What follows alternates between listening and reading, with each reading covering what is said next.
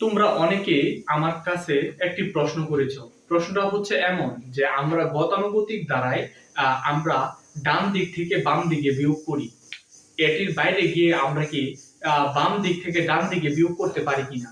তোমরা জেনে অনেকেই অবাক হবে, কোরিয়ার এবং জাপানের কিছু স্কুলে আমরা যেমন বাংলাদেশের প্রেক্ষাপটে ডান দিক থেকে বাম দিকে বিয়োগ করি, তারা এটা না করে তারা বাম দিক থেকে ডান দিকে বিয়োগ করা শিখায়।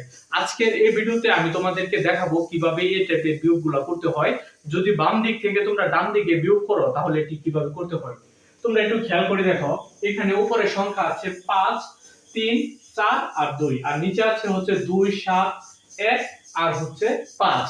এখন আমরা যদি বাম দিক থেকে ডান দিকে বিয়োগ করতে চাই তাহলে আমরা দেখো 5 আর নিচে আছে হচ্ছে 2, তাহলে 5 থেকে যদি আমরা 2 বিয়োগ করি তাহলে কত পাবো?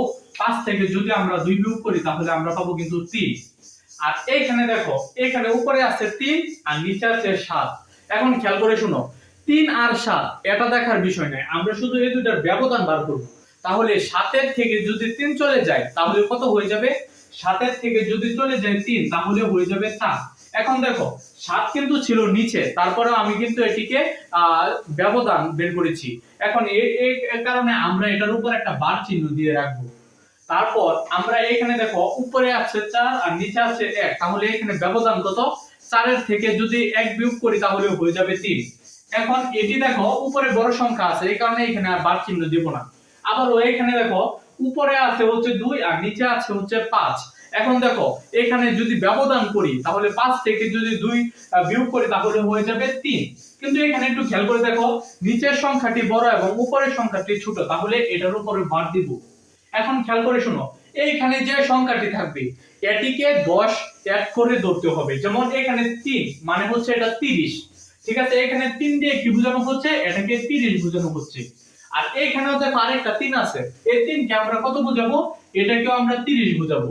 এখন খেয়াল করে শোনো, এই 30 থেকে এই যে আমরা বার যে চিহ্নটি দিয়েছিলাম এই সংখ্যাটি বিয়োগ দিব, তাহলে 30 থেকে যদি 4 বিয়োগ দিই তাহলে হয়ে যাবে কত? 26।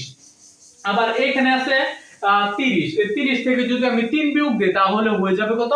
27। এটাই কিন্তু এই যে উল্টা ভাবে করলে এভাবে आंसर হয়ে যাবে। অর্থাৎ এখানে যে সংখ্যাটি আছে এটাকে আমরা 30 ধরলাম, তারপরে এখান থেকে এখানে যে সংখ্যাটি আছে তা বাদ দিলাম। আবার সেম ভাবে এখানেও 30 ধরলাম, এটাকে এখানে সংখ্যাটি বাদ দিলাম। এখন আমরা দ্বিতীয়টি করে দেখাই তাহলে তোমরা সম্পূর্ণভাবে বুঝবে। দেখো এখানে উপরে আছে 7 আর নিচে আছে 3, তাহলে ব্যবধান কত? 4। 4টা লিখবো, লিখে ফেললাম। এখন উপরে আছে 1 আর নিচে আছে 6, তাহলে ব্যবধান কত? 5। কিন্তু নিচে যেহেতু বড় সংখ্যা এই কারণে আমরা এটার উপর একটা বার চিহ্ন দেব। এখন আমরা উপরে আছে 5 আর নিচে আছে হচ্ছে 2, তাহলে এখানে আমরা আবারও বিয়োগফল কত? এখানে কিন্তু 3, তাহলে 3 লিখে ফেললাম। আবার এখানে একটু খেয়াল করে দেখো, উপরে আছে 2 আর নিচে আছে হচ্ছে 9, তাহলে এখানে বিয়োগ কত? 7। এখন খেয়াল করে দেখো নিচের সংখ্যাটি তো বড়, এই কারণে 7 লেখার পর এটার উপর আবার একটা বার চিহ্ন দেব। এখন এই যে এই 4 দিয়ে এটাকে বোঝাবো 40, এই 40 থেকে 5 বিয়োগ করব, তাহলে 40 থেকে যদি 5 বিয়োগ করি তাহলে হয়ে যাবে কত? 35। তাহলে এতটুকু आंसर হয়ে গেল।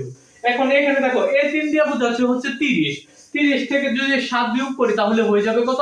30 থেকে যদি 7 বিয়োগ করি তাহলে হয়ে যাবে হচ্ছে 23। আশা করি তোমরা বুঝতে পেরেছো।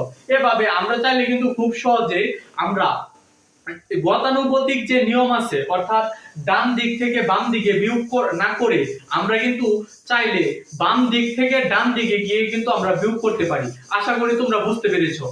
তোমাদের যদি এই টাইপের আরো ভিডিও দরকার হয় তাহলে তোমরা অবশ্যই চ্যানেলটিকে সাবস্ক্রাইব করো। ধন্যবাদ সবাইকে।